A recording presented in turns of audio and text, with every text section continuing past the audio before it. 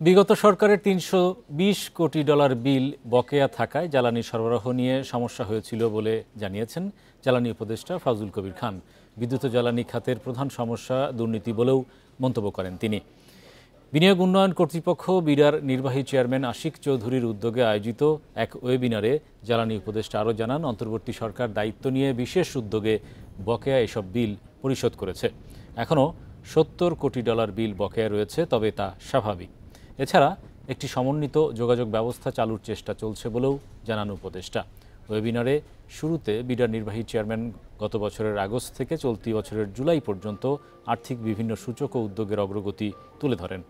জানান, আর্থিক খাতে ৩২টি সংস্কারের মধ্যে 18টি শেষ হয়েছে, আরও 6টি কাজ চলমান রয়েছে।